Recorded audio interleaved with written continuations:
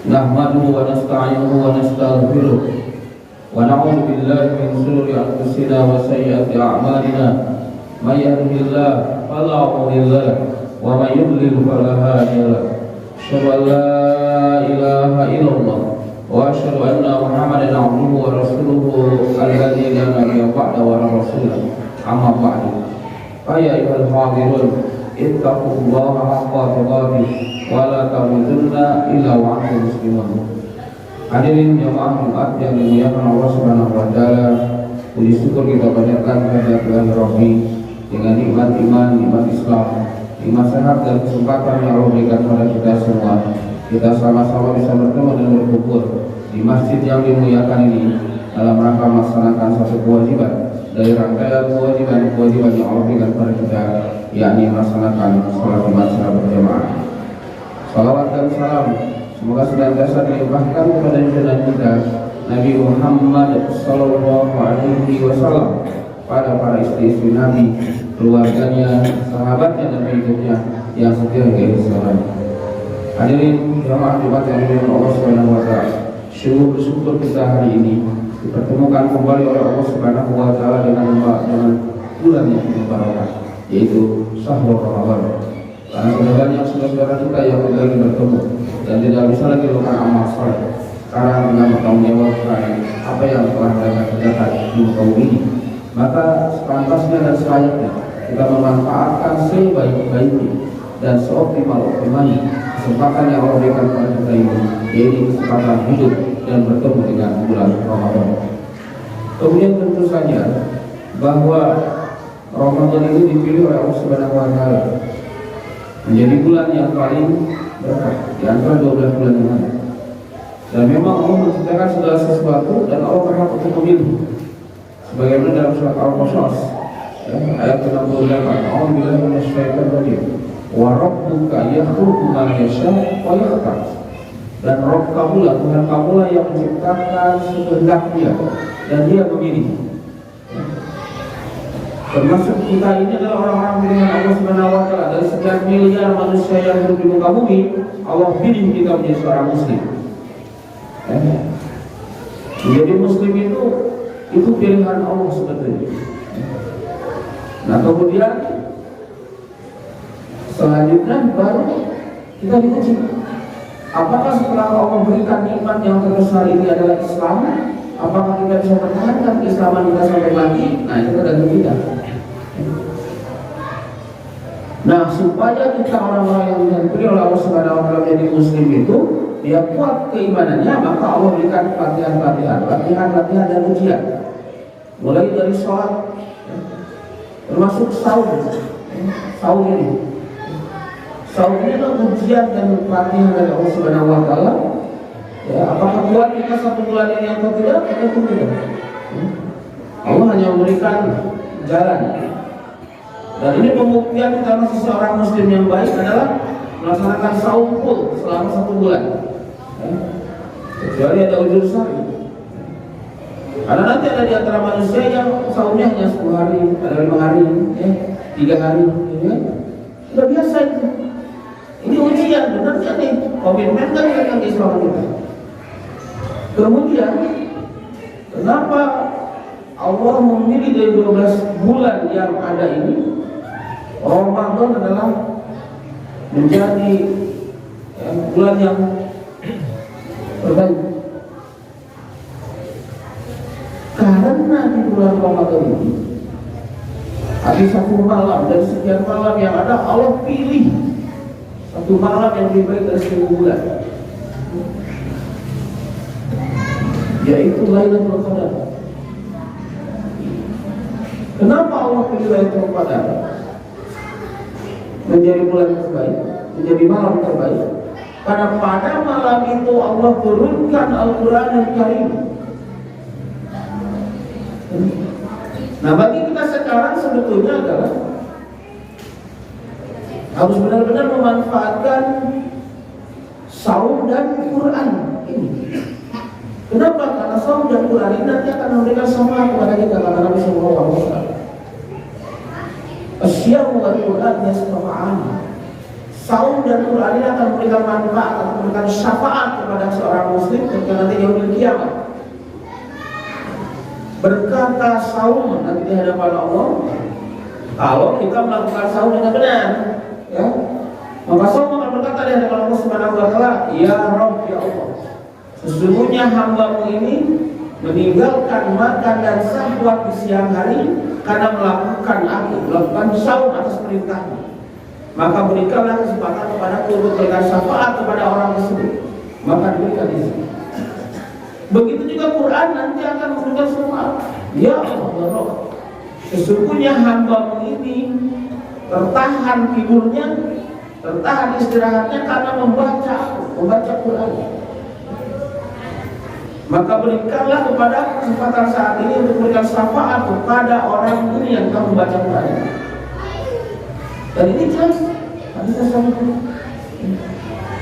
Hadirin yang dimuliakan Allah Subhanahu wa taala, maka sesungguhnya Quran dan saum ini satu paket yang telah Allah sebutkan dalam surat Al-Baqarah 185. A'udzubillahi minasyaitonir rajim. Syahrul Ramadan alladzi unzila fihi al-Qur'an hudan lin-nasi wa bayyinatin minal huda wal furqan. Sesungguhnya di bulan Ramadan ini yang tadi disebutkan Lailatul Qadar itu Allah turunkan Al-Qur'anul Karim sebagai petunjuk kehidupan manusia, ya. Wa bayyinatin minal huda, dan menjadi penerang dari petunjuk itu sendiri, wal furqan, dan sebagai pembeda. Petunjuk hidup. Tapi manusia itu dalam berinteraksi dengan Quran itu memang paling tidak ada 3 tipe manusia berinteraksi dengan Quran. Yang pertama adalah yang menjadikan Al-Quran itu sebagai komoditi perdagangan. Dia pergi kemana-mana ke seluruh dunia ini, dari satu negara masuk ke negara lain, keluar negara lain, masuk lagi. Tujuannya hanya menjadikan Quran sebagai komoditi, jual beli, ya. Dia jual belikan ayat-ayat Quran, ya, sehingga dia bisa merubah yang halal menjadi haram, ya, mengharamkan yang Allah halalkan. Ini yang begini, yang nanti Allah sebutkan orang-orang yang yashtaruna bi ayat sama qalila. Dia paham dengan ayat Quran, tapi dia putar balik. Dia hianati ayat Quran. Yang kedua, banyak orang yang menghafal huruf-hurufnya, ayat-ayatnya per huruf dihafal, tapi syariahnya ditolak. Hukum yang di dalam Qurannya ditolak. Ini paling banyak sekarang. Di antara kaum muslimin paling banyak sekarang yang dia menghafal huruf per huruf, ya. Tapi ketika isi syariahnya itu dihina orang, syariahnya itu dirusak orang, dia nyaman saja, tidak bergeming, ya. Nah, yang ketiga itu yang diinginkan oleh Allah dan Rasulnya, menjadikan Quran ini sebagai sifat, ya. Sebagaimana dalam Quran disebutkan sifat lima fis-sudur, sebagai obat dari apa yang ada dalam sudur, dalam hati. Apa maksudnya? Membuat dengan Quran itu membuat terbuka dengan lebar hati, menerima syariat Allah. Itulah sesungguhnya Quran itu. Karena keimanan seseorang pada dasarnya, kata Nabi SAW, adalah ketika hatinya dan nafsunya tunduk kepada apa yang aku bawa, kata Nabi. La yu'minu ahadukum hatta hawahu tabi'an lima ji'tu bihi, kata Nabi. Tidak disebut beriman dengan benar seseorang apabila hawa nafsunya belum mengikuti, belum tunduk dan taat kepada apa yang aku bawa. Apa yang dibawa Nabi Muhammad? Wahyu dan hadis sahih.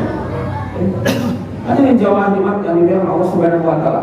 Maka setiap tahun Allah berikan tarbiyah kepada kita supaya kita bisa benar-benar menerima isi Quran itu sebagai petunjuk hidup kita dan penjelas untuk menjelaskan bagaimana menjalani kehidupan ini, dan sebagai pembeda mana yang halal, mana yang haram, mana yang hak, mana yang batil, mana yang harus diambil, mana yang harus ditinggalkan, mana yang harus dijadikan teman dan mana yang harus dijadikan musuh. Semua dibahas dalam Quran. Siapa yang menjadi musuh Anda? Ada dalam Quran. siapa yang menjadi saudara Anda adalah Quran. Apa yang harus Anda lakukan jelas, Quran menunjukkan. Apa yang harus Anda tinggalkan jelas. Ya. Setiap tahun kita dididik selama 1 bulan, pendidikan yang sangat istimewa. Ya. Yang orang lain yang sudah meninggal sudah tidak dapat lagi. Maka pantas kalau Allah memberikan jaminan kepada orang yang datang melaksanakan ibadah saum, man shoma Ramadhana imanan wa ihtisaban, ghufira lahu ma taqaddama min dhanbi. Kalau betul-betul dia melaksanakan ibadah saumnya itu adalah imanan wa ihtisaban, karena keimanan kepada Allah Subhanahu wa taala dalam rangka menundukkan hawa nafsunya kepada Allah, kepada syariat Allah, dan juga mengharapkan kepada ganjaran dari Allah, maka ghufira lahu ma taqaddama min dhanbi. Saum yang demikianlah yang akan menjadikan kita menjadi ahli surga dan menjadi muttaqin. Barakallahu wa lakum fil Qur'an. Alhamdulillahilladzi arsala rasulahu bil huda wa dinil haqq liyudhhirahu 'ala ad-dini kullih wa kafa billahi shahida. Hadirin jamaah Jumat yang dimuliakan Allah Subhanahu wa taala. Apabila seorang mukmin dengan keimanan itu dia sangat meyakini dengan kewajiban salat dan saum, ya, dan juga dengan Al-Quran sebagai petunjuk hidupnya, maka hidupnya dia akan bahagia dan senang. Dia tidak akan terbebani, ya, dia tidak akan merasa terhimpit dalam kehidupan. Kenapa? Karena tujuan hidupnya adalah mendapatkan kebahagiaan akhirat. Allah jamin dunia. Dan sesungguhnya hidup seorang muslim itu, pandangan hidupnya benar itu adalah hidup seorang muslim itu adalah untuk kematiannya nanti di akhirat. Kalau Quran menyebutnya adalah yarshudun, dengan saum ini semoga engkau mendapatkan petunjuk. Yarshudun itu maknanya adalah dia menjadi cerdas. Dengan Allah berikan petunjuk dari Quran itu maka menjadi cerdas, ya? Karena dengan Al-Quran ini orang yang berinteraksi dengan baik dengan Quran maka dia menjadi orang cerdas. Maka Nabi menyatakan orang cerdas itu adalah orang yang hidup di muka bumi ini tapi dia mempersiapkan untuk kehidupan di akhirat kelak. Itulah pandangan seorang muslim, hidup di dunia untuk kebahagiaan di akhirat. Pasti Allah jamin kehidupan dunia. Beda dengan orang-orang sekuler, orang-orang barat, orang-orang kafir. Kalau orang kafir itu hidup untuk hidup. Sebagaimana mereka punya kekayaan, maka kekayaannya untuk kekayaan. Sebagaimana mereka orang-orang sekuler, orang-orang yang tidak jelas dengan Islam itu mempunyai kekuasaan, maka kekuasaan itu untuk kekuasaan. Maka ketika punya kekuasaan, dia berupaya mempertahankan kekuasaannya walaupun dengan cara yang haram. Seorang yang tidak sesuai dengan Islam itu punya harta, hartanya adalah untuk harta. Bagaimana dengan harta yang dia miliki, dia mendapatkan harta-harta selanjutnya walaupun dengan cara yang haram. Seorang muslim tidak seperti itu. Maka Quran mengajarkan bahwa hidup seorang muslim adalah untuk kematian yang kelak. Dengan cara apa? Ibadah. Hidup untuk ibadah. Sehingga dengan ibadah itulah mendapatkan hasil di akhirat. Seorang mukmin di Allah berikan amanah kekayaan. Kekayaannya adalah untuk ibadah. Sehingga untuk kekayaannya untuk bekal kematiannya. Seorang mukmin diberikan amanah oleh Allah Subhanahu wa taala kekuasaan, maka kekuasaannya itu dia jadikan untuk menetapkan dan menegakkan syariat Allah. Itu bagian dari kebahagiaan di akhirat kelak. Inilah cara pandang muslim yang benar. Ramadan datang mendidik kita supaya kita jangan menjadikan hidup untuk hidup, tapi hidup kita adalah untuk yaumil kiamat kita. Hidup kita adalah untuk akhirat kelak. Hadirin jamaah umat yang Allah Subhanahu wa taala, semoga barokah dari Allah Subhanahu wa taala, nikmat yang terbesar ini, nikmat iman, nikmat Islam, nikmat hidup dan dipertemukan dengan Ramadan ini bisa kita manfaatkan semaksimal mungkin sehingga kita menjadi orang-orang yang bertakwa. Allahumma inna nas'aluka ridhaka wal jannah wa a'udzubika min sakhatika wan nar. Rabbana zalamna anfusana wa in lam taghfir lana wa tarhamna lanakunanna minal khasirin. Ya Allah ya Rabb, sungguh Engkau Maha Pengampun. Ampunilah dosa kedua orang tua kami ya Allah ya Rabb, yang masih ada apalagi yang telah tiada. Jadikanlah saudara kami yang telah tiada wahai saudara yang kami cintai ya Allah ya Rabb, jadikanlah kuburannya sebagai taman surga bagi mereka. Rabbana innana amanna faghfir lana dzunubana wa kaffir 'anna sayyi'atina wa tawaffana ma'al abrar. Allahumma ighfir lil mu'minina wal mu'minat wal muslimina wal muslimat al ahya'i minhum wal amwat innaka qaribun mujibud da'wat. Allahumma rabbana hab lana min azwajina wa dzurriyyatina qurrata a'yun waj'alna lil muttaqina imama. Ya Allah ya Rabb, berikanlah rezeki kepada kami pasangan-pasangan yang saleh dan salehah, putra-putri kami yang menyenangkan mata hati kami, dan berikanlah kepada kami pemimpin yang contoh kepada kebenaran. Jadikanlah kami menjadi pemimpin bagi orang-orang yang bertakwa. Ya Allah ya Rabb, ini bulan Ramadan yang penuh barokah ini, kami masih menyaksikan ya Allah saudara-saudara kami khususnya di Gaza dan Palestina, mereka tersiksa dan tertindas dengan penganiayaan yang begitu dahsyat oleh orang-orang kafir, orang-orang munafik. Ya Allah ya Rabb, berikanlah pertolongan kepada mereka, berikanlah kesabaran dan kekuatan kepada mereka. Allahumma ansur mujahidin wa muslimin wa mustadafin fi Palestin wal Gaza wa fi kulli makan wa kulli zaman. Rabbana atina fid dunya hasanah wa fil akhirati hasanah wa qina adzabannar. Subhana rabbika izzati amma yasifun wa salamun alal mursalin. Alhamdulillahi rabbil alamin.